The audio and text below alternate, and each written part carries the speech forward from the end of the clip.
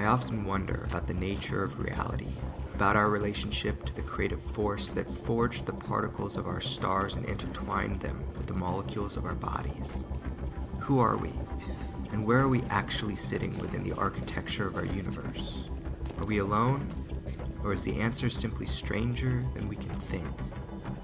My name is Jeremy Corbell.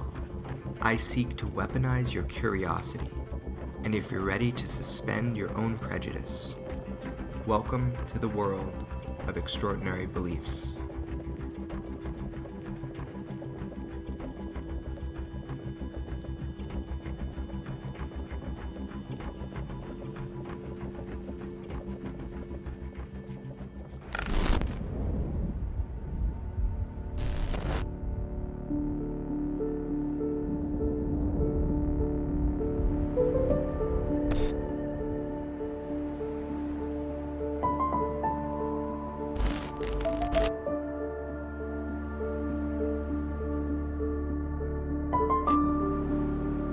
This week, we've heard the contention of UFO researchers that there's a secret government within our government. Well, there's several, actually 9 flying saucers, flying discs that are out there of extraterrestrial origin.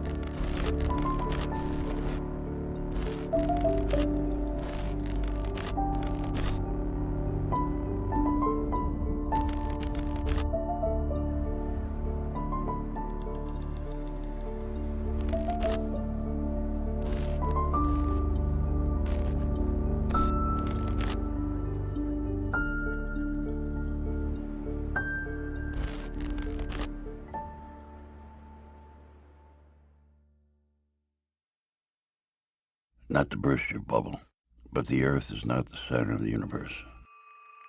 At least not anymore. You are not the star of your own movie. Humans are not the top of the food chain. And fate is a fantasy. But I can't prove any of this, even if I wanted to. There is an indefinable, mysterious power that pervades everything. I feel it, though I do not see it. It is this unseen power which makes itself felt. There is an indefinable, mysterious power that pervades everything. I feel it, though I do not see it. It is this unseen power which makes itself felt. There is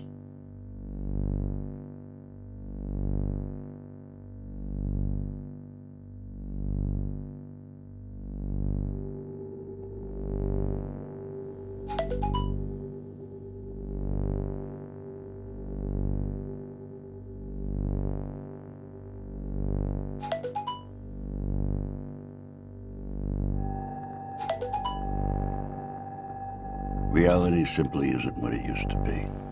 Things are not what they seem. Everything around us is a mental construct. We create our own reality. Breaking that down is hard to do. And once it's done, there ain't no coming back.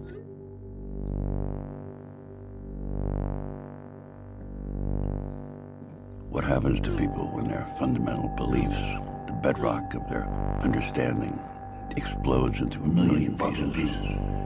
When something comes careening from out of the blue and it messes with everything we know. How do we react? How do we react?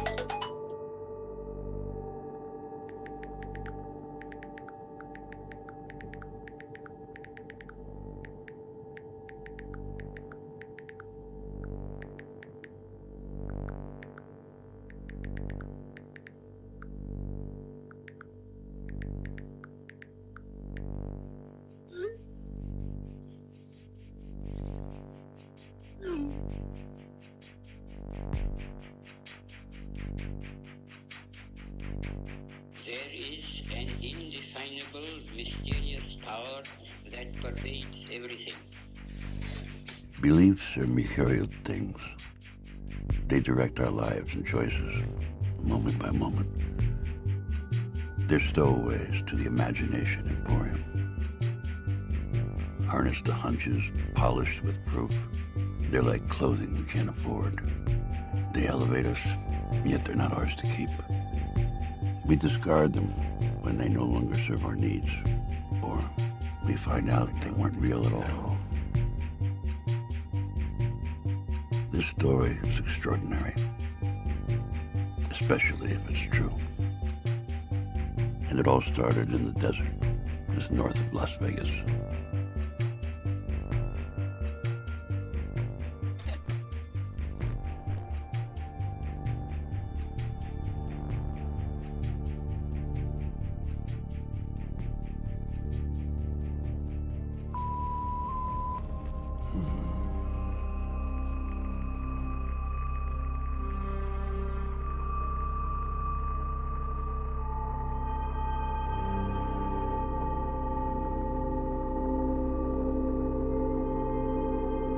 Area 51, one of the most secretive spots on the planet. It's located on the northeast edge of the Nevada test site and is said to be where numerous top-secret weapons systems have been tested over the years. According to some UFO researchers, it's also where the government is test-flying alien spacecraft.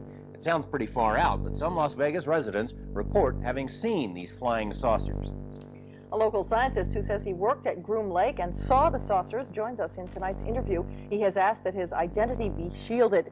Sir, how do we know you are who you say you are and that you actually have knowledge about what's going on at Groom Lake?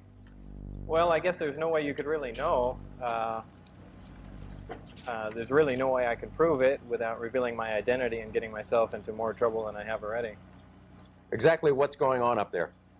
Well, there's several, actually 9 flying saucers, flying discs, that are out there of extraterrestrial origin, and they're being test flown and basically just analyzed.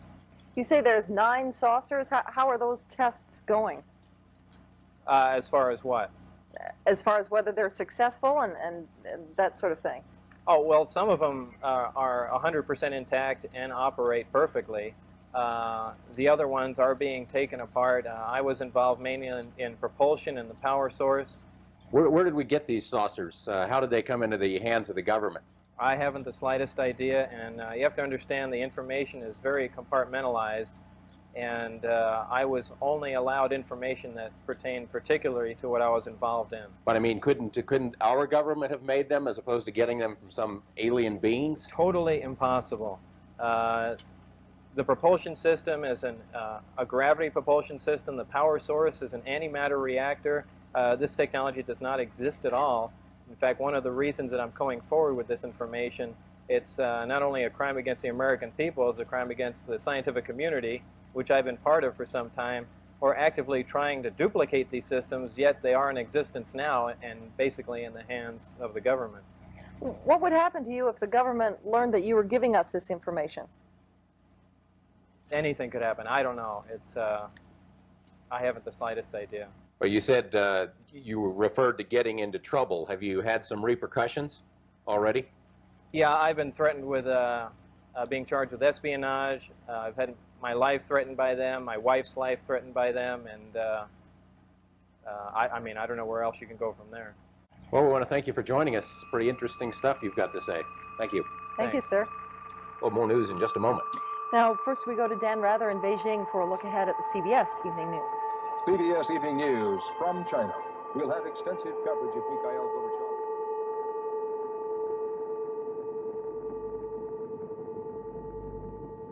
The live interview with the shadowy dentist drew international attention. Portions were broadcast by radio in 6 European countries and in a nationally televised TV special in Japan.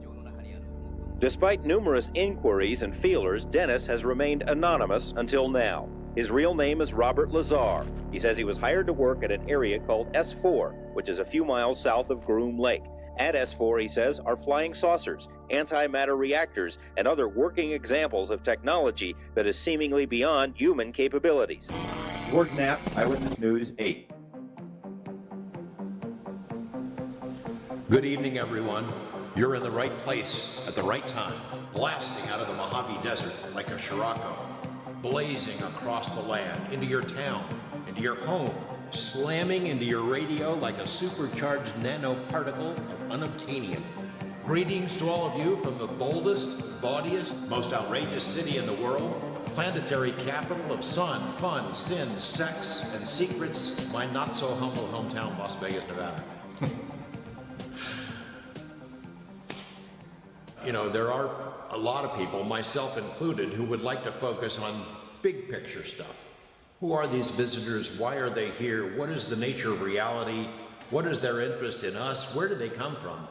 Now, those are the questions that people have been asking about the UFO mystery since the beginning. We're no closer to answering any of them, but Bob got pretty close. Bob got to read these briefing documents that provided those kind of answers.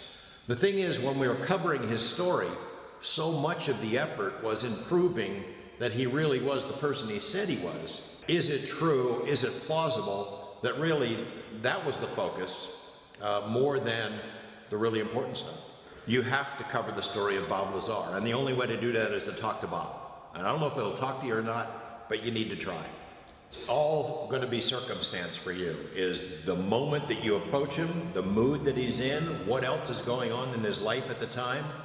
You might hit the jackpot and get him at exactly the right time, and the universe is aligned and he's willing to talk about it. But you'd have to be awfully lucky, because in general, Bob doesn't like to talk about it. I think he's very happy in his life. He's happy to have left the UFO stuff behind. He misses his friends. He misses John Lear. He misses Gene Huff, maybe even me to some extent. But he doesn't miss the UFO topic, and he doesn't miss talking about it, because ultimately it's disturbing. These are disturbing issues. They go to the heart of who we are as people, as human beings, the nature of reality itself. Is this a computer simulation? Are we all the product of an alien video game or some multi-dimensional movie, drive-in movie theater production or something? Big questions, disturbing answers, and Bob has never been comfortable in talking about it, never.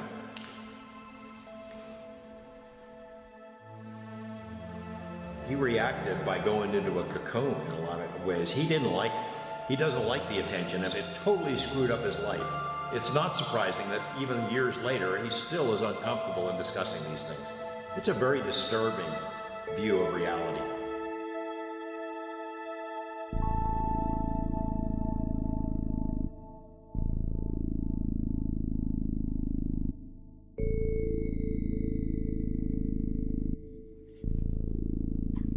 Being a young person's guide to UFOs. So wow, this looks old, man.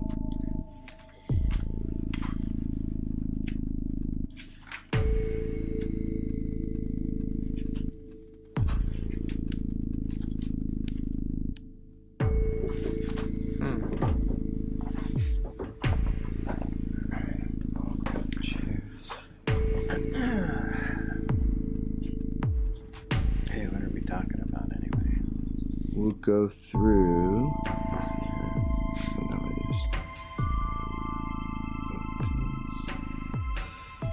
My name's Bob Lazar.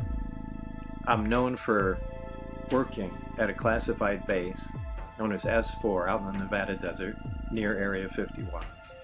And there we reverse engineered alien spacecraft. And it's changed my life a lot. You know, it's probably changed every aspect of it. Positive or negative? Well, for the most part, negative. I mean, it's really difficult to find positive aspects of that. I mean, I'm sure there are some here and there, but most of them were negative. Would you take it all back and just be Bob the jet car guy and never have done this if you can, or are you glad you had the experience? Yeah, that's hard to say. I don't know. I think I'd lean towards not, at this point in my life, I probably lean towards not saying anything. You know, what would be your message to a young person now about looking at your story and thinking about the world? What would you say to them? Just pay attention. Just pay attention. I can't see I can't really say much else. The world's a lot different now. The way information is disseminated and the way things are passed around, it's distorted even faster and more now than it used to be.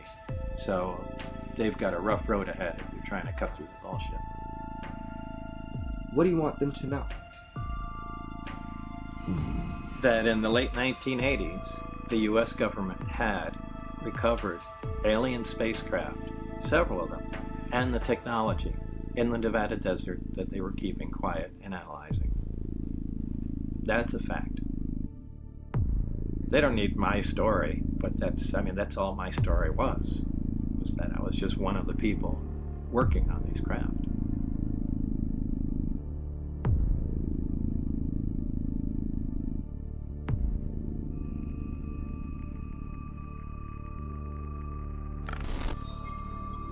Well, fine, I'll just say everything instead of holding back on anything, and then you can edit it later on. All right. Well, take it from the top then.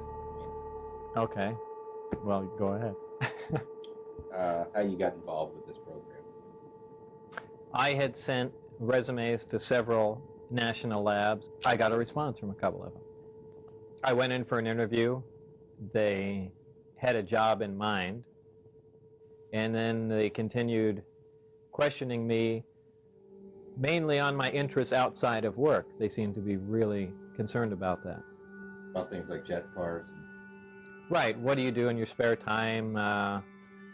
You say you work on little projects. I said, yeah, I have a particle accelerator in my master bedroom and things of that sort. And some time went by and they called me back in. They said there was a senior staff physicist that was leaving this organization, and they basically interviewed me for that job.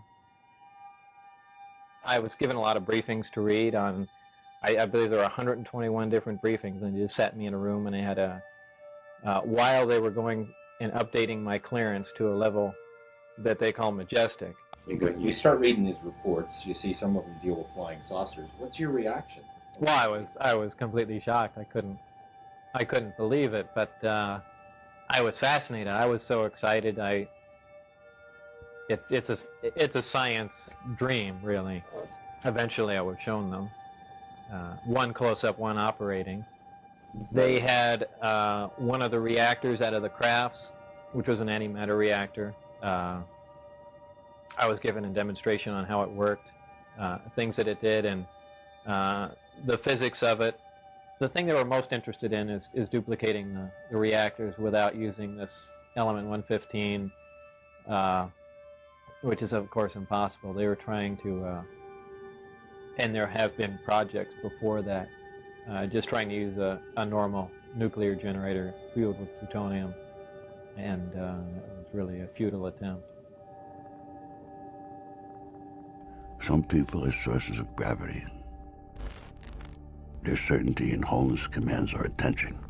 We are drawn to them by a natural law that requires we don't quite understand the mechanism. But the pull is like a tide, a current you can't deny, and eventually it wears you down. Call George Knapp. Calling George Knapp, mobile.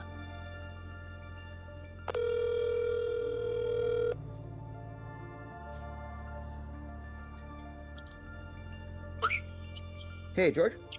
Hey, man. What's up, man? How you doing? All right. What's going on? This is now 30 years since you initially broke the story of Bob Lazar. So, I mean, the amount of information is overwhelming, and I just want to go over with you some of the details of the case. Sure. We're talking about UFOs, alien craft, back engineering, and there's Lazar saying he did all that, and from what I understand, it's spread everywhere. Yeah, we had the first interview in May of 1989 with him as Dennis. It's not his real identity, not known, not revealed to the audience. And even that, before we know who Bob Lazar was, that sparked a great deal of interest among the public. I spent the 8 months between May and November trying to verify Bob's background to see if we could solidify the case, to see if we could find out if he was telling the truth. And then the plan was to unleash it in November, which is what we did. It was the highest rated news series we've ever done.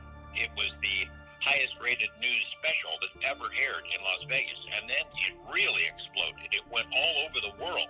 Bootleg copies of the tapes were being sold and shown in movie theaters. You had media interest from all over the world. And I think a lot of it was skeptical at the beginning, which of course it would be. But in the end, every major news organization in the world beat a path to Area 51's door. And tens of thousands of people started showing up out there to see whatever it was that was flying around in the desert. They're still coming all these years later. And I know a lot of my media colleagues have had problems with that story, but they've all covered it, all of them. It put Area 51 on the map. It's now known all over the world. Even though Lazar worked at S4, Area 51 is the term that the public knows. So it was huge. It was huge then, it's huge now.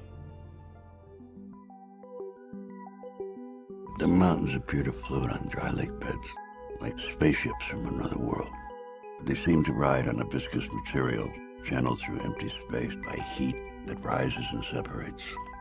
It vitrifies everything it contacts, like a green glass honey. A goddamn psychedelic liquid drowning the emptiness with imagination. This desert is pocked and punctuated by 1,000 gaping holes created in 1,000 atomic blasts that define an era. What are they building in the desert north of Las Vegas? What are they hiding? What the fuck are they hiding?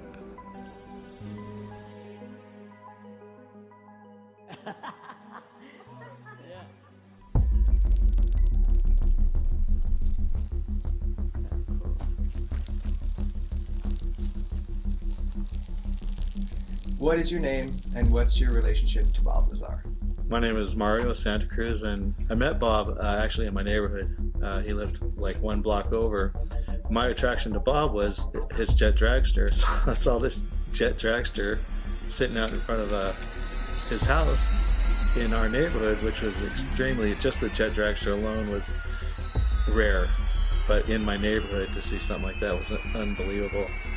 People were harassing Bob, threatening him, and you were with him in one of those experiences, at least one. A couple of times, actually. I actually had a weapon with me, when we rode together, because he had been shot at, What was the weapon? Was it the Uzi? Yes. Yeah. so when I don't know why I'm being so careful. I'm used to being that way when it comes to talking about Bob, being careful what I say. You know what I mean? So it's kind of a force of habit to kind of just walk on eggshells a little bit. He just wanted to stay alive. That's why he exposed himself. His life was in chaos. How he pulled out of it, he dug deep. It's a pretty incredible story.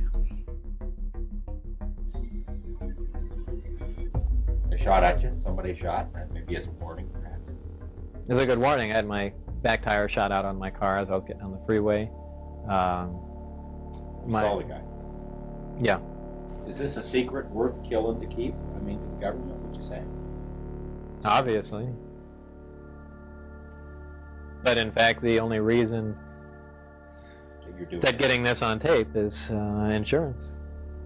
Well, that's one reason. But I mean, also as an American citizen, you're bothered by that this stuff is going on, and yeah, I am, but not enough to have, stood here and have it on the record. Insurance is the true motivation behind this.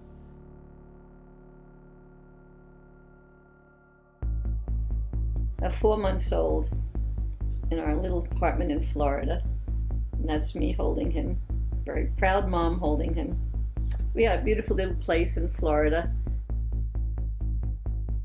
Look at that. One Sunday morning, must have been about 6 o'clock in the morning, everyone is sleeping, with this huge bang. Bob had put a jet engine in the bike. At 6 in the morning, he decided to take it out for a trip. What did you guys think when he said, "Mom, Dad, I'm building"? Scared out of my mind. I didn't know what he was going to do next. Was he going to blow up the house, blow up the world? I don't know. It's out there, He's out there.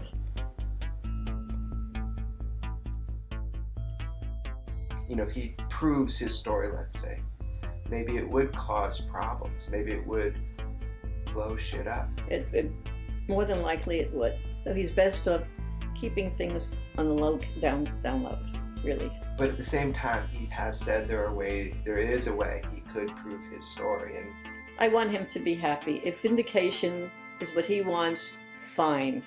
But that's up to him. You believe him or not? It's a fearful thing to think that there's something out there that we don't know anything about. Or are they dangerous? Can they hurt us? Will they attack us? You don't want to know, so you don't believe it. You'd rather not believe.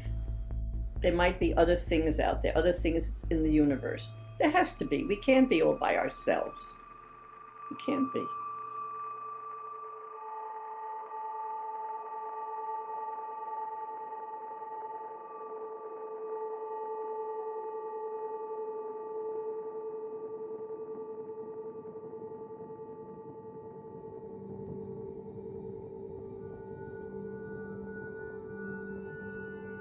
My name is Joy, and I am Bob's wife. We've been together, it'll be 17 years. what is it that you think is most misunderstood? That he really is an honest guy. You know, he doesn't make stuff up. I guess it's just so big. So Yeah. the easier thing to do is to point the finger and say liar. Yeah, that's so sad. That's really sad. That they don't know real Bob.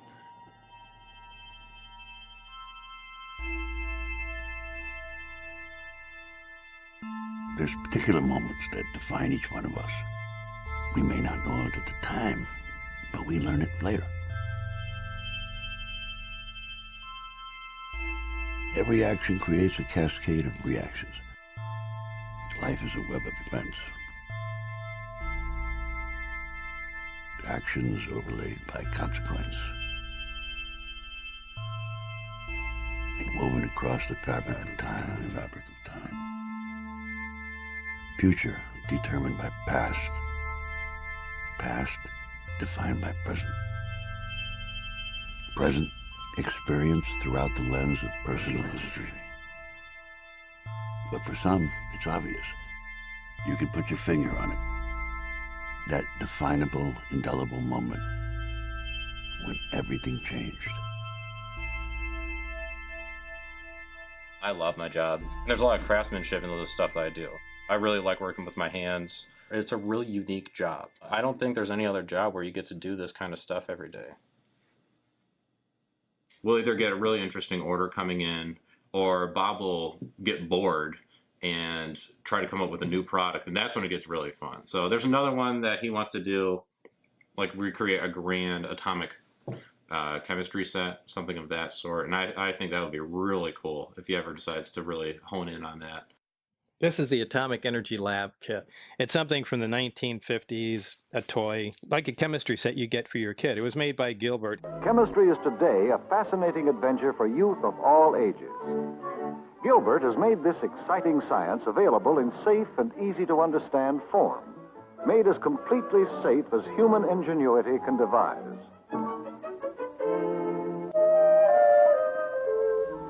This actually came with radioactive material. You could really conduct atomic energy experiments in it. It was fascinating.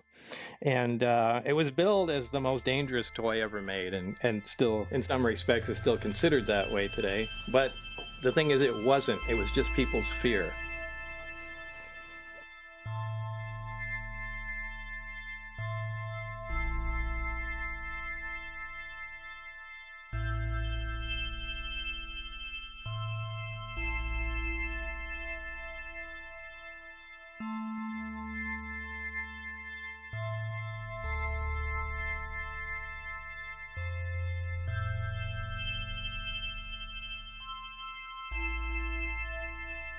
So here I am, and I'm watching you do your work.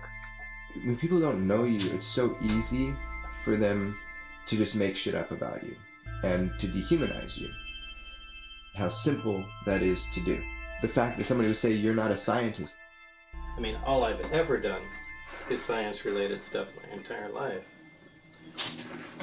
So, I don't know, I guess the point is, do I really care what people I don't know think. And probably to some extent I do, but I don't dwell on it. I guess it is easier to discredit someone that you have no information on because you can just say anything about them and there's nothing to refute it. I mean, I feel privileged I got to work in it. So in some respects, I shouldn't be allowed to complain. I've given the example of transporting a small modern-day portable nuclear reactor back into Victorian times and giving it to the scientists there. Well, back in that time, they didn't even know about radiation. So they'd see a machine making power, kind of like what we're doing, and marvel at it. Wow, it's producing a lot of power. There's no smokestack, there's no coal, there's no fuel. How is this thing working? And they start taking it apart. Well, they'll all die as soon as they get close to the core.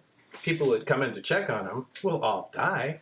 And no one knows, nothing touched them. So they're going to think it's haunted or something. There's some evil forces or something in there. But, I mean, who says that can't happen to us? The first time Barry showed me the reactor in operation, here it is on the bench. And he said, try and touch the sphere on top.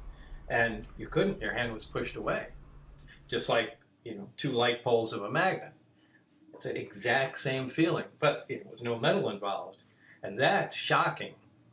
That's really shocking because nothing does that. That's an operating, powerful force field. So just seeing something like that immediately starts that whole chain reaction in your mind going, wow, wait, if you can do this, there can be force fields on tanks. There can be things that lift off the ground. We don't need jet and rocket engines anymore. That means there's no use for cars. I mean, boom, the whole thing changes. The entire world, the economy, everything would go end on end just if we had an answer to how that machine worked that I was sitting there touching. The potential for us to re-understand human experience is... Right. There's life somewhere else. It's a big deal. It's an important part of human history that we found that out. It was awesome, but fearsome at the same time. It was being completely fucking scared all day long. It's not exactly the most fun job when you're there. Almost 3 decades later, the fear drops off and you're just left with the amazement and technology that you were exposed to. We have, an artifact here from another civilization. It really changes the way a lot of people think. We're all looking for an answer. Having physical proof is an awful big deal. I think what a lot of people find really compelling about Bob, he legitimately appears sometimes just perplexed by what he saw. Have you noticed that kind of about him? Yeah, he was aware that this was weird. He was aware it was weird that they hired him. I mean, he's a smart guy and he thinks outside the box. So in a lot of ways, he might have been just exactly what they needed for a program that seemed to be stalled. But he knew that he wasn't their kind of a guy, that they could have had their pick of any scientists in the world, presumably, to work on this. So it was strange, and it was strange that they started showing him these briefing books with this incredibly sensitive information right off the bat. As soon as he gets there, they start showing him this stuff with alien bodies broken down so you can see their organs and the history of human-alien interaction and all kinds of things that the UFO community had suspected, but no one could prove. And he just thought it was weird that anyone would show him this stuff. He wondered what the heck was going on. I think he was thrilled. Part of him was really thrilled to be there and thrilled to see it, even if it turned out to be some kind of a ruse.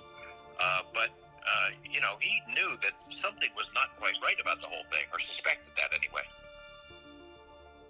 You were telling people since 1989 that there was some sort of hand scanner. There was like a bone scanner, and you tried to describe it. You said you think it took measurements of the bone. There were these pegs. You put your hand on it.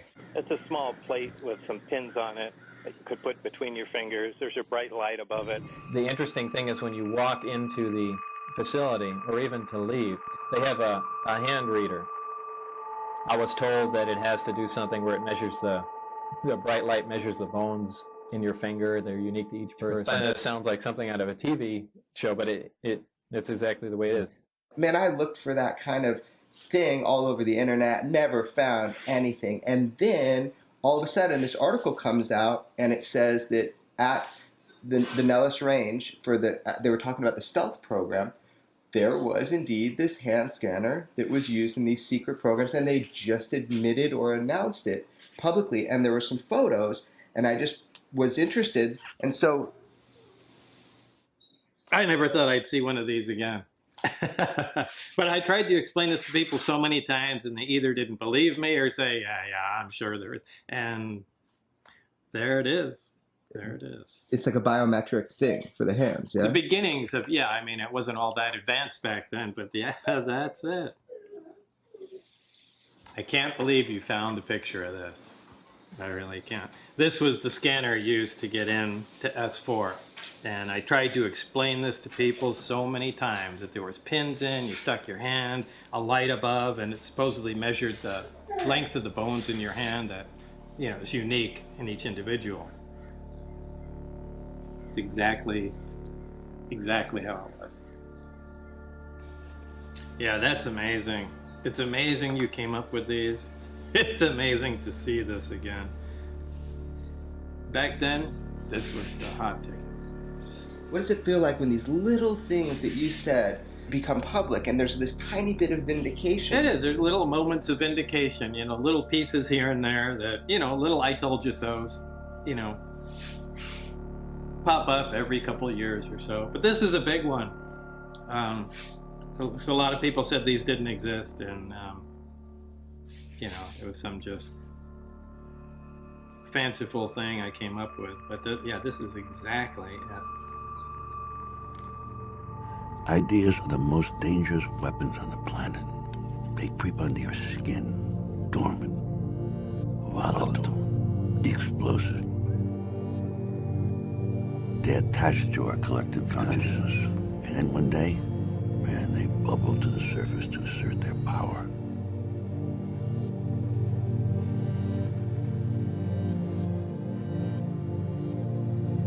And when detonated, life is never the same again. And we immediately know we're always wrong. We're always fucking wrong.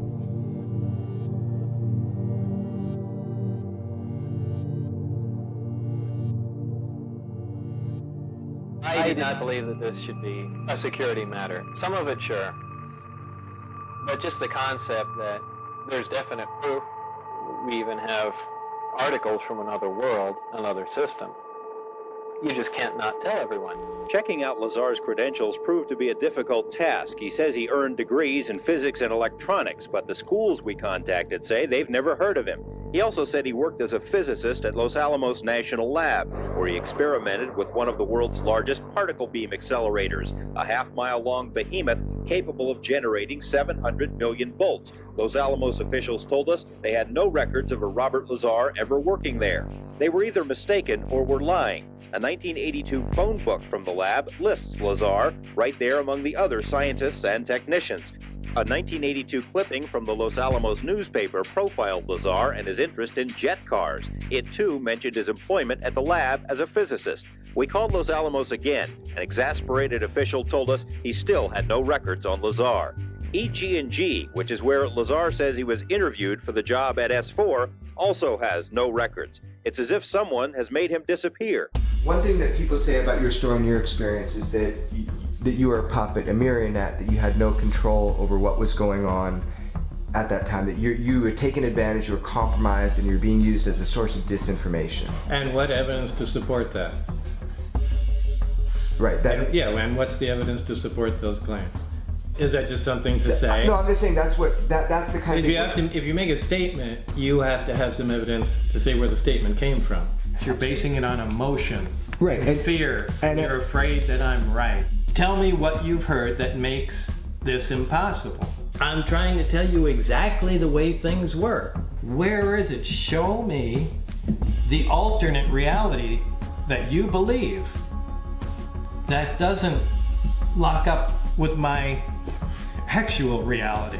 I mean, where are those other facts? Just show me what they are. These facts you grabbed together and painted a different story of my life than I did.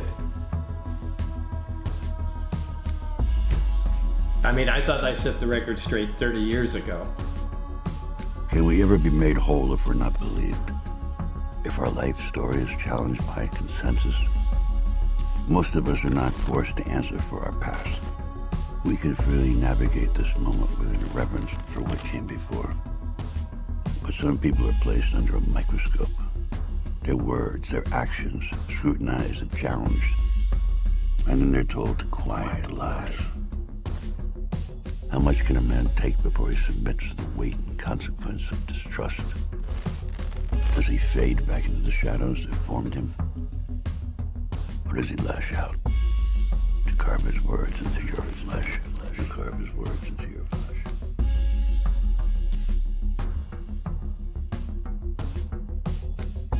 I don't know, what else can I say? What else can I say? How can I prove anything else? At the worst case scenario, you lied for a girl or you lied to get a job. What does that mean about your story?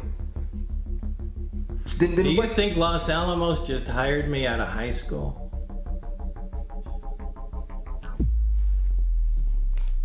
If you don't think that's possible, then something had to happen in between. I don't understand how everybody gets so caught up in the minutia. Because you can debate that stuff forever. We can go back before MIT, and you can start fighting whether or not and where I lived in high school. That is not going to translate into answering the questions and the things that I've brought into the public eye. That's the important stuff. It almost seems like this is an intentional distraction. You need to pay attention to the bigger picture. If you really want to research all the other stuff, fine, go ahead and do it. But you really need to pay attention to what I'm saying. Because I have better things to do than come up with this. I'm not interested in doing this.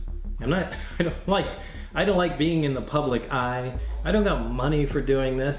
And quite frankly, I could make up a better lie, but I have no motivation to lie. This hasn't helped me out.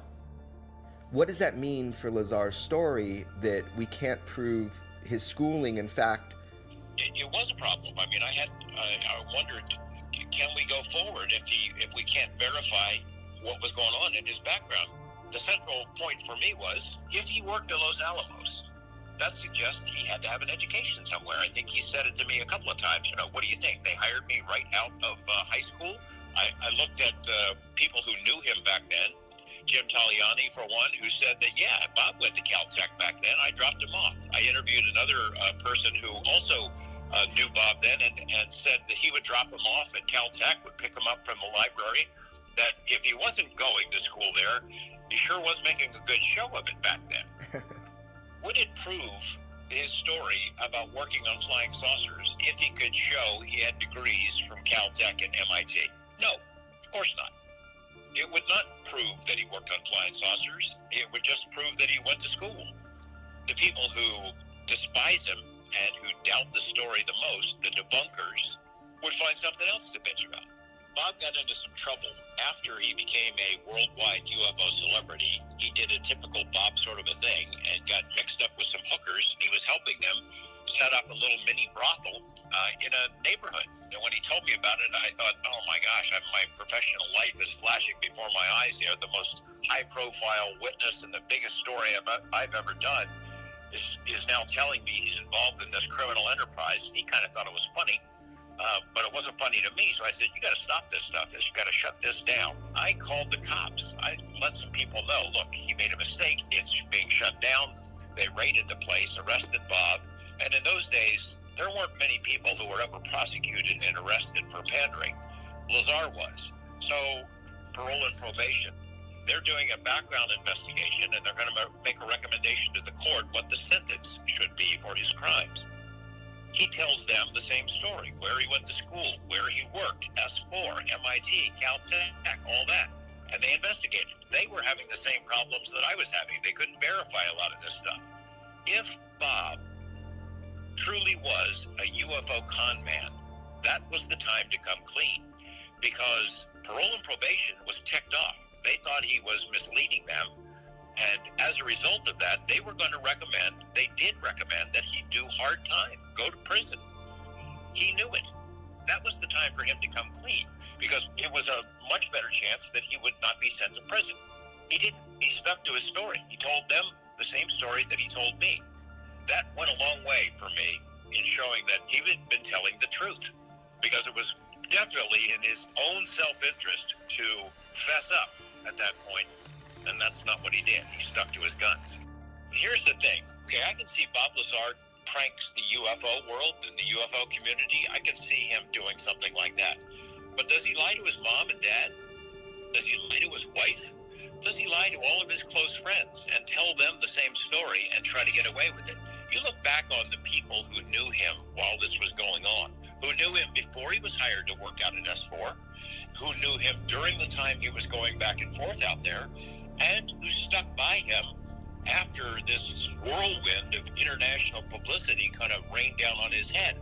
Everyone who knew him, everyone who was close to him, supports his story and says he's telling the truth. You saw something up there that you think might have been. I really hate to say stuff that I can't put my hands on and say this is absolutely for sure. Okay, what did you say? I walked down the hallway at one time while I was working out there, and there were doors. The doors that go to the hangars, the smaller doors from the corridors, have a 9-inch or 12-inch square window with little wires running through it, just about head level. And as I was walking by, I just glanced in and I noticed, at a quick glance, there were two guys in white lab coats facing me towards the door, and they were looking down and talking to something small with long arms. Now I was just surprised as I walked by and I only caught a glance, but I don't know what on earth that was. People say you saw an alien. Did you see an alien at S4, Bob? I don't think I saw an alien at S4. We're splitting hairs here. This had to do with a glance through a window that I wasn't supposed to be looking at anyway. And I'm still convinced. I looked in the window, and I think these guys had a doll in a small chair, which was, similar to what was in the craft. And I think they were just looking at dimensions, and they put something in there. And I just took it a glance, and it was just, something tiny sitting in the chair. I don't think there was an alien there posing for them. I think they just had a small character or something, doing measurements or something. Again, we're talking about, like a 400 millisecond glance. So now how much can you see out of that? I never saw any aliens walking around there. I never heard anybody saying anything about living aliens. So I don't think that was it. But they did have a nickname for the aliens. The kids. The kids.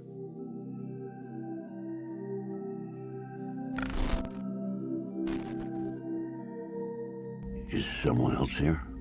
Maybe visitors interested in us, in our genes, in our souls. Maybe we're property, just a goddamn commodity. We're like livestock. Maybe they'd like our condors and cupcakes, the kimono or the top hat, who the fuck knows. Or maybe every single sighting of things in the sky is a product of our collective consciousness.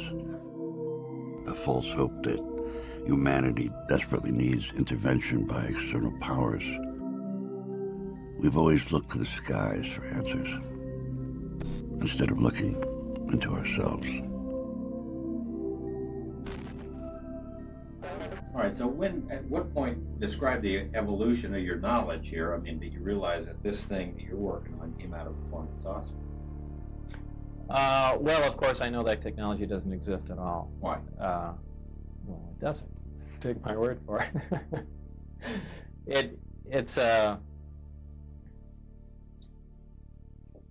just technology that doesn't exist yet. I mean, you're talking about that science doesn't even know what gravity is, much less how to produce it or control it. And here is a device that's producing it and controlling it and using it as propulsion. So you're telling me there's a different physics. That was your job. You were working on that. The science was something we were trying to figure out, but we knew how the devices would operate. For instance, the propulsion of the craft.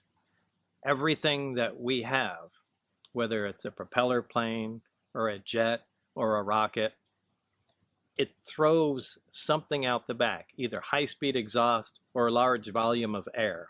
It's an action-reaction force. The action is you throw something out the back and it moves you forward. That's how everything works. This is the first time there's a craft it's a reactionless craft. It's a field propulsion craft. And what it does is it creates a distortion in space and time in front of it, where space actually bends. And my analogy to that has always been, put a bowling ball in the middle of your bed, and then a foot in front of it, take your fist and push down on the mattress. The bowling ball will roll towards it. And that's exactly how the craft works. It creates a distortion right in front of it, and the craft falls forward. So there's a different physics that we're not... Well, the science that explains how the technology works. I mean, it's all encompassed as one thing, alien technology and science. What is the big picture? What is the takeaway of your story after you're gone? You're not a rebel kid with a jet car at Los Alamos today. Today's a different Bob Lazar, right? Right. What have we learned? What's the message of your story? The big thing is the suppression of extremely advanced technology and the suppression of unknown science. That's it. Those two things, to me, is the only thing that's important about what was going on out there. Yeah, there's another civilization, and like I've said before, that's a crime not to tell humanity about that, but that's a separate thing. Meaning that there is something different in science dramatically that we're not allowed to know? Right. Right. That is a true statement. Yeah, that's a true statement. The fact that there is another intelligent, technologically advanced civilization, we have some of their objects. That is really the pinnacle. That there's another civilization in existence that's intelligent that we know about. And we actually have artifacts from them that can operate. So, I mean, that's a big, big deal. But in my mind, there's a lot to deal with that. However, the science and the technology can change us dramatically. It can change the way the entire world operates, the economy, everything. So those stick out in my mind as being critically important. And we have it. Oh, we have them. You don't have to believe it, but we do. And you've seen it. I've seen it. And you've touched it. I've dismantled it. After you're exposed to it, just for a little while, it begins to settle in your mind that these are normal things. Okay, 115 belongs there on the chart, and this flies, and this is how gravity works. Great. Just like someone being from the 1800s being exposed to a car for a few days, he takes it for granted very quickly. The most shocking thing was when I actually got to look inside the disc, the seats in the panel associated with them were very small. They were, perhaps that far off the ground, like something small. Now, if we had made something like that, we wouldn't have made it to fit children. It just led me to believe, with the size of the alien cadavers I saw, the size of the seats inside. Memory is a mirage and mistress to desire. Shape-shifting and ethereal, she's inherently elusive and malleable. We acknowledge her if it suits our fantasy in the moment. We fear her because she is unpredictable. Can we trust our own memories? What if we can? What if we can? What if we can? Can we return to the scene of the crime to extract hidden details and to see more clearly what we thought we saw? I was told the rhythmic shouting and the constant threats, that's a form of hypnosis. When did this happen? Oh, this happened almost immediately. They started yelling and screaming at you? Yeah. Oh, a fun place to work. Well, no, like I said, it was a it was a terrible atmosphere to work in. But when you weigh that with what you're going to be around, and you'll basically go through anything. Yell at me, go ahead. When can we get back to the flying saucers? So you did hypnosis to try to recall details from your employment and from the physics of what you learned. Is that correct? Yeah, that's correct, with Lane Keck. Okay. And did you recall anything? Yeah, I did. I mean, specifics, things you might have missed. I basically wanted to try everything I could to prove what I was saying. So this is just another tool. You were familiar that hypnosis can work? Yeah. To recall? Yeah, and I had it done to me before, so I had proven that, yeah, this really does do something. Let's try and remember some fine details, or... You wanted to recall some physics that you learned there. Yeah, I wanted to recall as much as I possibly could. I mean, so much went through my mind. Just imagine all the things you were seeing. And every one is completely fascinating and something you haven't seen before. It's just data overload. So I was hoping that hypnosis would get me relaxed enough where maybe everything was packed so tight together, maybe I could just start thumbing through things and just pick up even a couple little more tidbits could paint a bigger picture, and I could, possibly explain things better, or, possibly locate some of these other guys, or anything, any bit of information. So, yeah, and it was pretty handy. So you did recall some things technically? Yeah, technical things, and probably others too. More and more hypnosis is accepted. However, there's still a lot of misconceptions about it. Like what? Oh, they think that you go into a trance and the hypnotist does something and you don't remember it, and all of a sudden your life changes. And that's not the case at all. There's no mind control happening. Take a nice deep breath. Close your eyes and just think relaxation. Now just think about your head and relax your head. Now what I want you to do is to get as comfortable as you possibly can and just relax completely.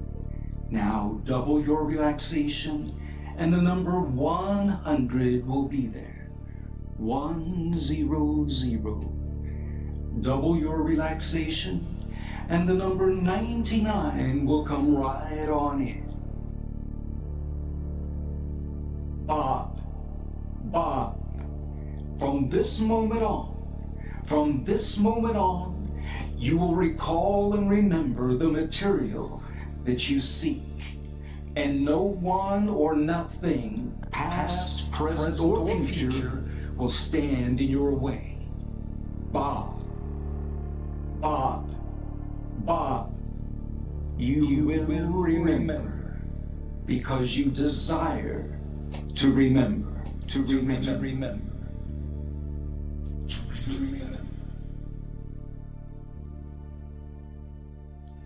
At one point, he was in hypnosis. I think it was drawing a reactor. He was trying to recall what was in the books. He saw it in the book, and then I told him, well, you'll come up and open your eyes and you'll be able to draw. And he did, but it didn't mean anything to him.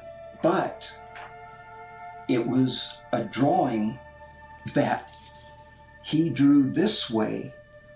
Oh, no way. But it was this way. And so afterwards, he looked at it, and he came back over and sat down here for a while. And, oh, that's because all he had to do is turn it. So that's the superconscious and literal. The subconscious takes things literal. Right, it's like the mind is absorbing all this stuff, and then he discovers what his mind had absorbed. He's remembering. Yeah. I was writing so fast. I can't imagine what you were thinking too, because you're discovering with them that kind of shock.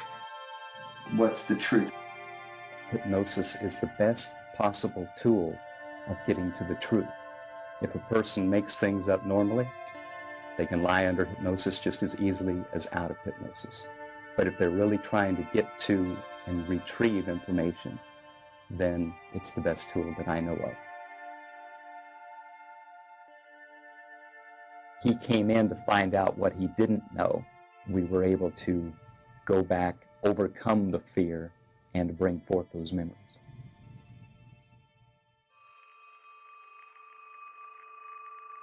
According to Lazar, his employer was the United States Navy. He says he and other government employees would gather near EG&G, fly to Groom Lake, then a very few people would get into a bus with blacked out or no windows and drive to S4. When you get off the bus, what do you see? Very interesting building. It's got a slope of probably about 30 degrees, which are hangar doors. And it has textured paint on it, but it looks like sand. It's made to look like the side of the mountain that it's in, whether it's to disguise it from satellite photographs or what. He says he was never told exactly what he'd be working on, but figured it had something to do with advanced propulsion. On his first day, he was told to read a series of briefings and immediately realized how advanced the propulsion was. The power source is an antimatter reactor. They run gravity amplifiers. There's actually two parts to the drive mechanism. It's a bizarre technology. There's no physical hookup between any of the systems in there. They use gravity as a wave, using waveguides, almost like microwaves. Polygrapher Terry Tavernetti runs a corporate security operation and is a former Los Angeles police officer. He put Lazar through 4 tests and concluded there was no attempt to deceive. And I left there thinking that I feel we do have some credibility to what the subject had to say. And that's when I went to some of my colleagues. Tavernetti sent the test results to a third polygrapher who agreed the results appeared truthful. Bob has explained to me multiple times he tried everything in his power to prove his story. I wanted to feel better for myself, so I said, hey, would you be willing to undergo a polygraph test? He did not hesitate. He said yes. 4 different tests on 4 different areas of Bob's claims, and he said afterward, there is no attempt to deceive at all. He's telling what he believes to be the truth. I have asked the question many times over the years, how did Bob Lazar know this stuff if he wasn't there? He knew there was a place called S4. I had called Nellis Air Force Base Public Information Office. They confirmed for me there really was a place called S4. Now, there's no news story prior to Bob Lazar about any place called S4. He knew about it. He also knew that EG&G had arranged to hire personnel, that if you were going to get a job out of Groom Lake, EG&G was the company that you would go through. He knew that there had been investigators at his home for the background check. You remember the guy's name. It was an odd name, Mike Thigpen. Now, how did he know?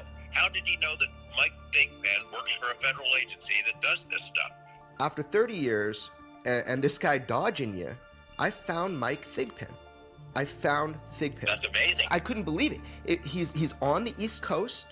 I called him. I've talked with him multiple times. You know, he won't go on camera because he doesn't want to kind of put a dark shadow upon the work that he did before. But personally, he conveyed to me that that was his job. That was exactly what he did in Las Vegas in 1989. And in fact, he remembers Bob Lazar. The most important thing Bob knew is that they were flying something that looks exactly like a flying saucer over Papoose Lake. And they flew them on Wednesday nights. And he took people out there 3 weeks in a row and showed it to them. And at least once, maybe twice, they recorded it on video. That's real. How did Bob know that? There have been no stories about test flights of flying saucers at Papoose Lake. And by the way, that's where it was. It wasn't over Groom Lake. It was over Papoose Lake. We checked out so many details that Bob had told us that turned out to be true. The existence of S4, element 115, really did become an element years later, that Bob had been consulted by the lab which first synthesized man-made element 115. There was a whole long string of things that he knew that checked out. These milestones along the way, no matter how much we nitpick it apart, no matter how much people don't want to believe it, the evidence that he's telling the truth outweighs the evidence that he's not. Well, I agree with you. And if I did not believe that, I would not still be working on the story. I would not be publicly defending Bob Lazar.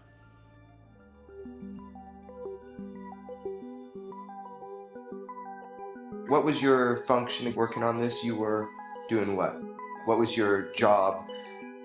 We were to reverse engineer the power and propulsion system of this craft and see if it can be duplicated with available materials.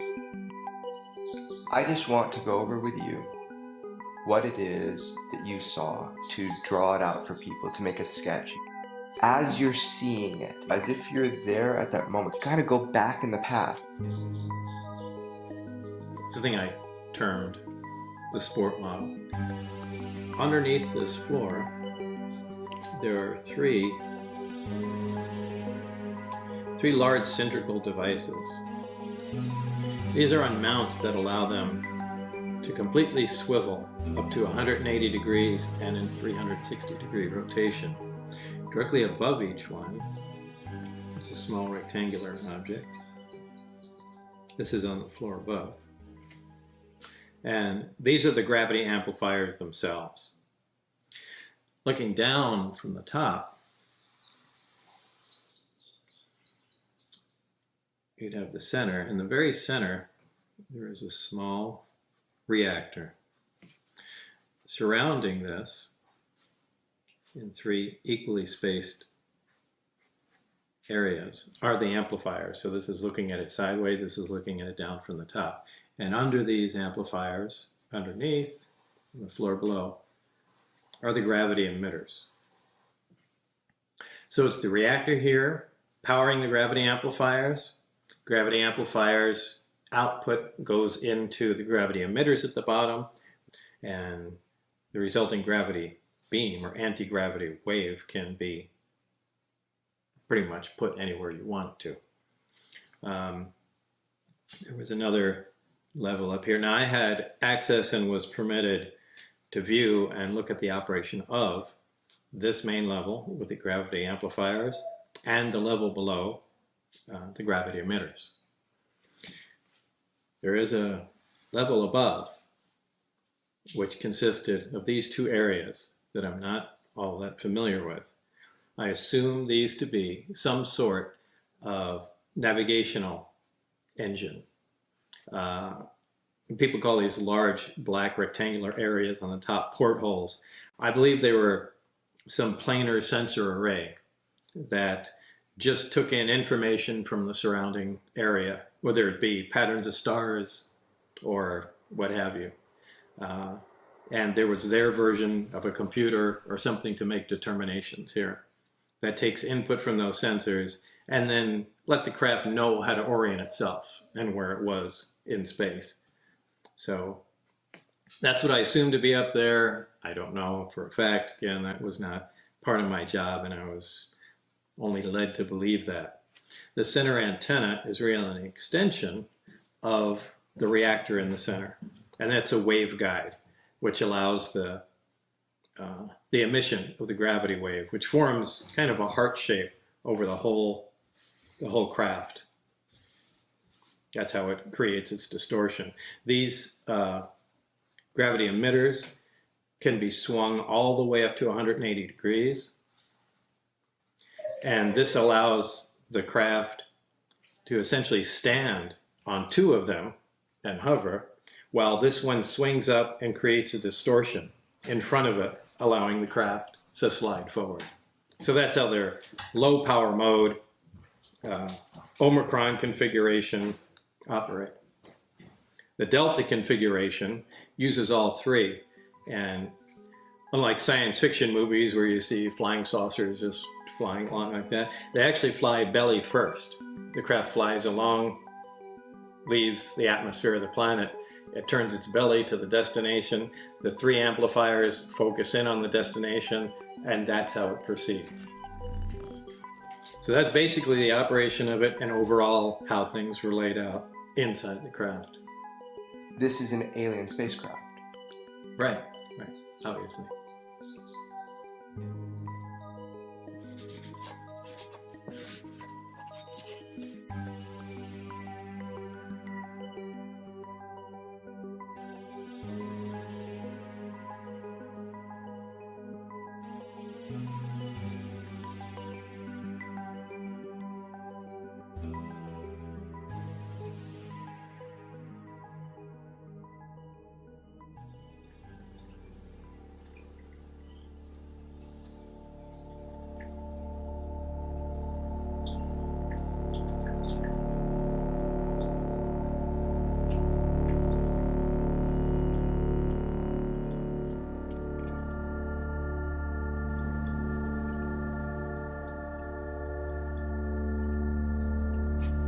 This was The Albuquerque Journal. Is that your particle accelerator you had? Yeah. The guy that promised not to say anything. I won't say anything about the UFOs.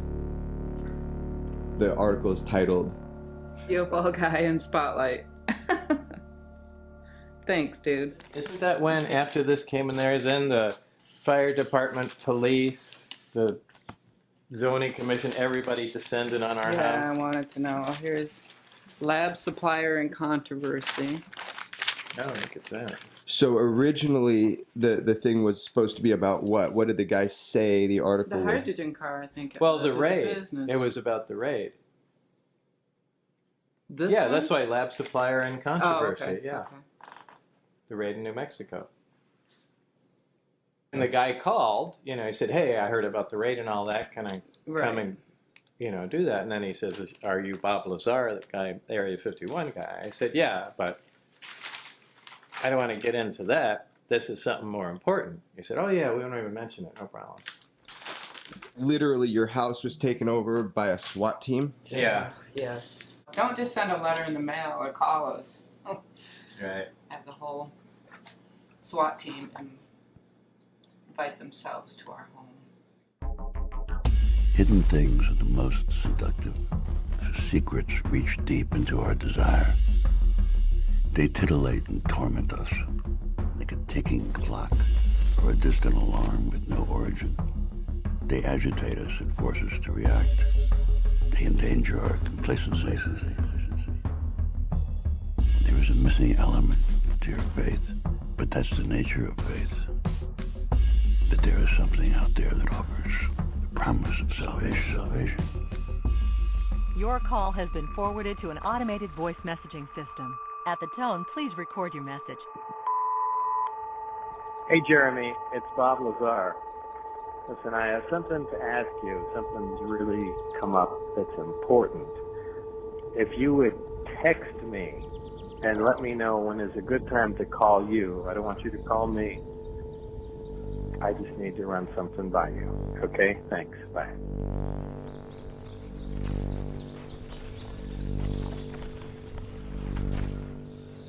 Alright, so the only record of this is going to be on the audio on this one file, and then this video clip. I'm not going to cut it, I'm going to let it run. Understood. Okay, then what I'm going to do is I'm going to encrypt it, and I'm going to put both of those two files into an encrypted thing to not be touched unless we decide it should be touched. That's fine. Okay, it'll be on 2 drives, but those 2 files will both be in an encrypted folder. So here's the deal.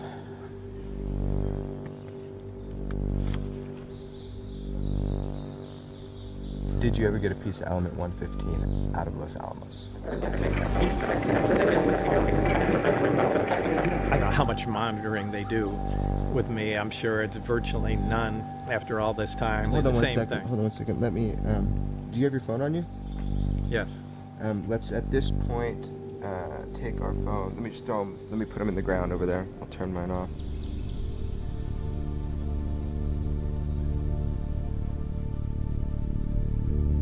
I mean, maybe this has been kept from us for a good reason. A lot of people agreed to keep this secret. So, first of all, who am I to upset it? And second of all, who am I to outthink these guys? Maybe they went over all these scenarios already and they know how fucked up everything will be. So, there's no guarantee that this revelation is going to make everything great. There's just as much chance it's going to make everything terrible, and I'll be to blame for that.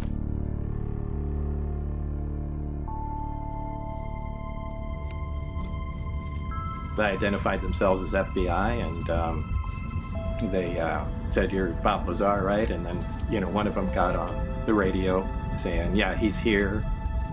Apparently, they also had my house staked out, and they were deciding whether or not to go there.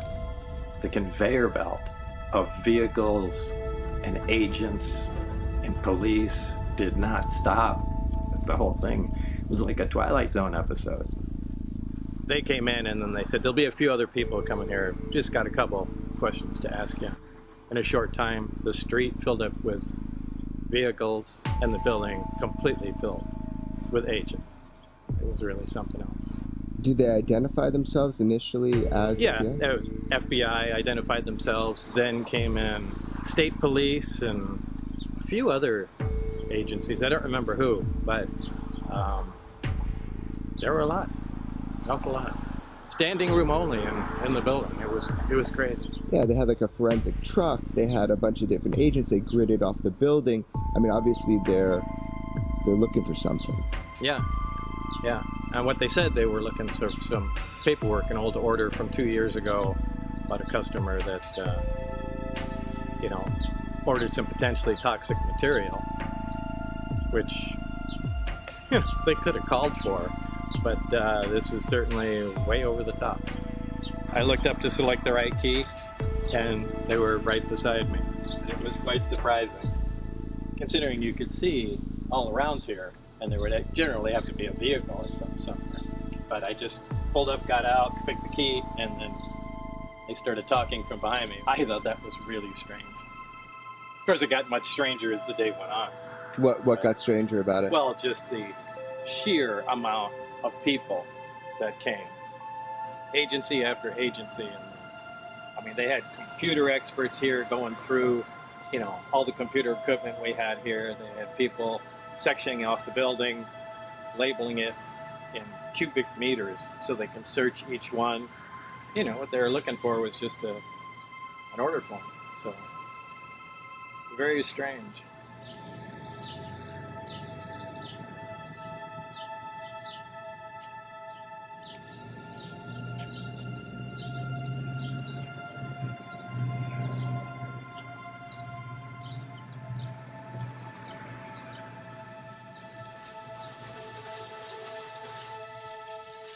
You've been raided 2 times? Twice.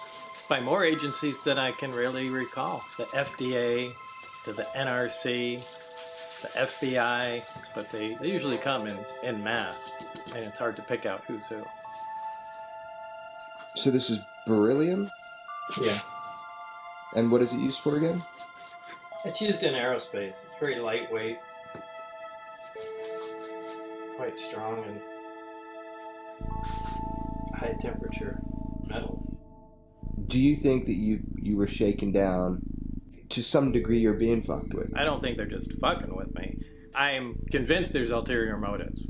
I firmly suspect that there's a lot more to it than they're saying, that they're looking for something else.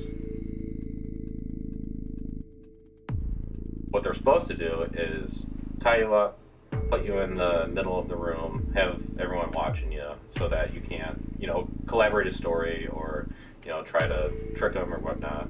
So they just kept us all in separate rooms. There's bomb squad, computer squad, I think they have like a biological hazard squad, hazmat squad, the full gamut, because they had no idea what we had in our shop or like what we're capable of, or are we going to retaliate or anything like that. So it was pretty much like the full Michigan FBI was here. I mean, they had the van, they had multiple cars lined up, so. I mean, in looking at Bob's life, there's always the suspicion that there's something more going on shaking him down, because he had that experience before. Yeah, so this is the second time that I know of that he's gotten raided. So he's always had like this kind of knowledge that there's somebody watching. No matter what he does, there's always somebody watching you. And it does have to be related to the Area 51 stuff and all that. They kind of put him on a list. I think they do like toying with him and keeping an eye on him. But I don't believe that it's like they're opening up a 30-year-old file and they're like, all right, we're going to crack down on the Bob story. We're going to find out if what he has, what information he's got. I don't think that they're necessarily doing that. But I do think that there's like a culture maybe within these agencies of they know who this guy is, and they'll have, they'll look for any reason that they can to kind of, poke him with some thorns and make sure that he knows, who's watching him. I believe that. It's too coincidental for it all to be just, just some luck of the draw, basically. Like there's something going on. Everybody knows the story is that you got some element 115 out of Los Alamos. That's public knowledge. Something you said a while back. Do you think that what happened had to do with that? Where'd I go in there?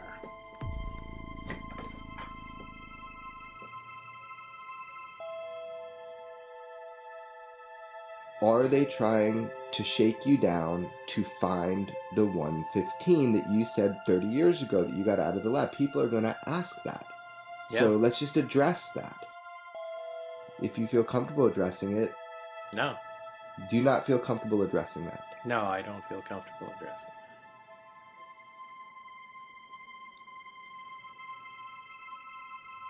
You would think after 30 years, who cares what I have to say?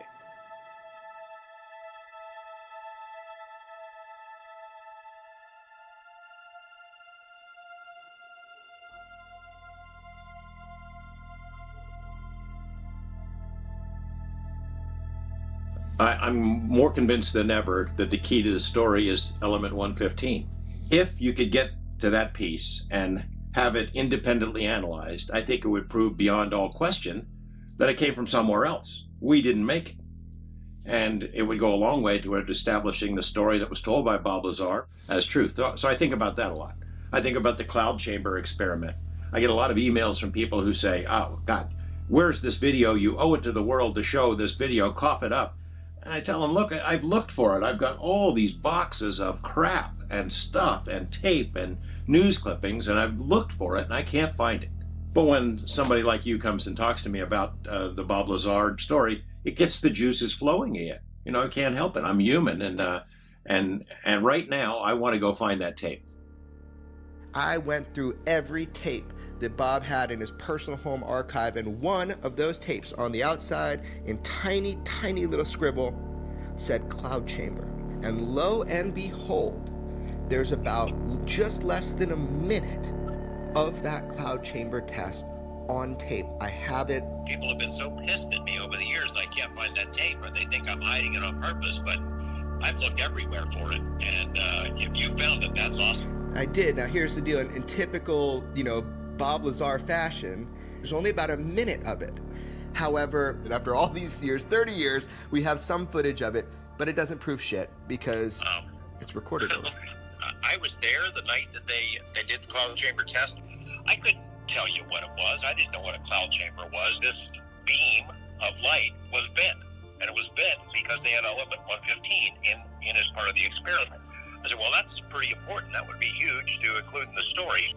I spent time trying to understand why everybody was saying this 115 being stabilized is pseudoscience. So I called some of the top heavy element physicists on the planet, from Russia to up in San Francisco to Washington, D.C., and I spoke with, about 8 or 9, but 3 in particular who would really talk to me in depth about it.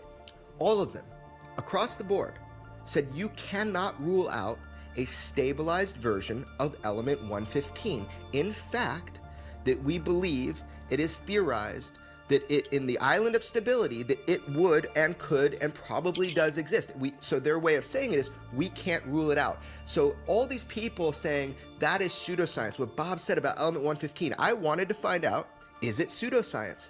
And definitively, we cannot rule out a stabilized form of element 115. I'm sorry, it is not pseudoscience. And after doing this research, that argument no longer holds water. Makes perfect sense that it could be stable, and scientists have said it for a long time. So of course you can't rule it out. Again, if you want to disbelieve Bob, if you want to cross him off the list and say he's a fraud, then your research goes 1 inch deep and you say element 115 as he described it can't exist, and then move on. If you want to be honest about it and dig further into it and understand it, then you're going to find out that, in fact, what Bob says does make sense. It can be true.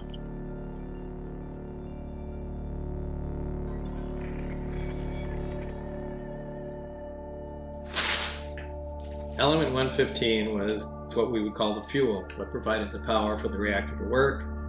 What happens with gravity and 115? Element 115 affects gravity. Element 115 produces its own gravitational energy. It had a very specific manufacturing technique. I don't really know how that information came to be. Its code name was LA 1000. That's what it was referred to, off-site. Its purpose was supposed to be, again, this is just a code and deception, was supposed to be an advanced armor. So it's an unusual material, so now we can take it to a national lab. This is LA 1000 classified material. It's a very advanced armor that takes care of all weird questions. So, you know, you immediately start operating on lies. This fuel is in the form of just a three-dimensional thin triangle, little rounded edges. It's somewhat copper in color, you know, that reddish brownish. The way this is manufactured is really critical. It's not just cut out of a heavy sheet of material. A cylinder of this material is taken. This is machined into a cone. So this is, the outer part is shaved off using a lathe or something like that until you have a three-dimensional cone. Once you have the cone, it's sliced like this. And these slices become that.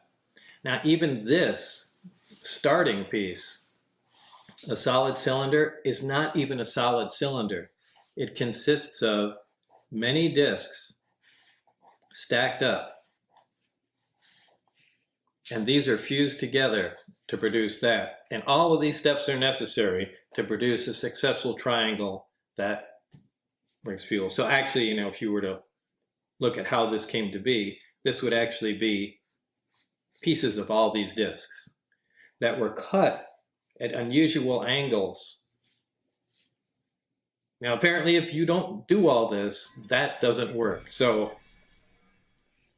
unfortunately, that's the extent of my knowledge on this. This makes no sense anywhere, but that's what it takes for it to operate. Now, with the alien technology that was present in the craft, it takes that basis, that extra gravitational energy in a small reactor, amplifies it through the equipment there, directs it through the waveguides and archways into the emitters, and allows it to propel the craft and manipulate the gravity wave for whatever use they want.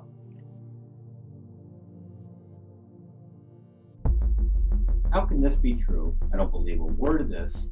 Do you expect people to believe this? No, I'm not going to change anyone's mind. That's not my intention. I'm just relaying the experience, the job that I went through. It is a fantastic thing. It's a fantastic story. But it's true. It's true. These crafts came from another, not just another planet, another solar system entirely, extremely far away, and they're here.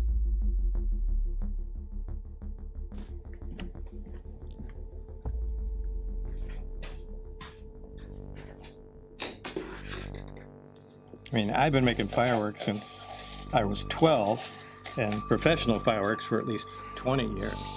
Fireworks are just fun. They're artistic. It's like painting the sky. Controlling a large amount of energy has always been impressive. Since the New York Times story broke, since Lou Elizondo came forward, since those videos went public, the world is now talking about UFOs in a more serious vein. I think that's a good thing, and I think it reflects positively on Bob Lazar's story, and I hope that the world will take another look at it. Thus, the jet bike, the jet car. Yeah, to take, you know, a large amount of energy, which would normally be thought to be out of control, to take that and harness it and have it do what you want has always been impressive to me. The easy way out is to say he's a liar, he's making it up. It's hard to go ahead and accept the possibility that he's telling the truth. But if I did not believe it, if I thought for a moment that he was lying about it, I'd be done with it. I wouldn't still be supporting it 30 years later. Your life has been under a microscope every word you've said for 30 years recorded has been under a microscope, and that's affected you. Yeah, of course it has. It would affect anybody. How has it affected you? In the way I talk and how much I do. I'd rather not, in a public forum, I'd rather just not say anything. Why do you think people are so obsessed with every word that you say about your experiences, working They're at just SFO? looking for a way to look for an inaccuracy and to be able to discount the whole thing. Oh, he said this one time and said it slightly different this time. Obviously he's making it up. No, that's just the first word that entered my mind. I don't put that much thought into it when I'm saying it. Look, as much as a lot of people hate it, this stuff really happened. I mean, if it bothers you, that's too bad. I think that's just hard for people to accept. I mean, so... Yeah, it would be... Look, I fully understand. I would feel the same way. I'm not sure I would believe my story. Boy, there's not enough evidence, but I couldn't discount it either. The fact is, the people that know him best believe him the most. I hope that one thing that comes across in your film is the real Bob. Once you get to know him, it becomes much more plausible as a story. He's not lying to his mom and his wife and all his friends. He's not lying to the UFO world either. You saw alien ships. Yeah. You worked on a gravity wave amplification system trying to figure it out. Right, a propulsion system and a power source that's completely unknown to mankind. And there's no way human beings could have made it. There's no way human beings could have made it, under any circumstances, in any country, anywhere, period. And for 30 years, you are telling us the truth. You bet. This shit happened. You got it. The fact is that raid that happened in Michigan, that's a very dramatic and very important development. They weren't there looking for records about some customer he had a couple of years ago. They were looking for 115. When you bring 24 agents and investigators and a crime lab analysis, and you can bring people to duplicate the whole computers and all that stuff, they're looking for something else. Sure as hell are not looking for a minor receipt. People may not believe that 115 is real, but somebody does, because that's what they came to look for. If you want to cross it off and you don't want to believe it, fine. I don't care anymore whether people believe it or not. But Bob's telling the truth. And once you realize that, it changes everything for you. It changed everything for me.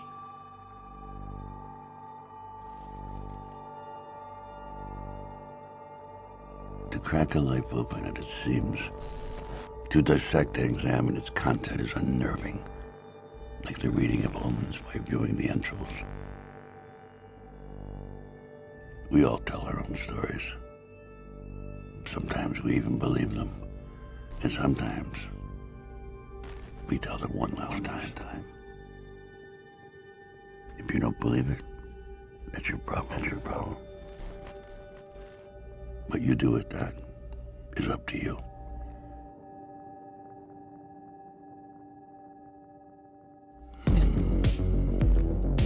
Well, I am telling the truth. I've tried to prove that what's going on up there could be the most important event in history. You're talking about contact, physical contact and proof from another system, another planet, another intelligence. That's got to be the biggest event in history, period. And it's real. And it's real and it's there. And I had an extremely small part in it, but I'm convinced that what I saw is absolute proof of that. There is no way we could have created those systems. There's no way we could have made the discs, the power supplies, anything to go with them. Lazar says he has no intention of going on any UFO lecture circuit. He's not looking to do any additional interviews. In fact, he wasn't too crazy about doing this one. He did it after certain unfavorable things started happening in his life, and he did it because he feels that whoever is running the show up at S4 is perpetrating a fraud on the American people and on the scientific community.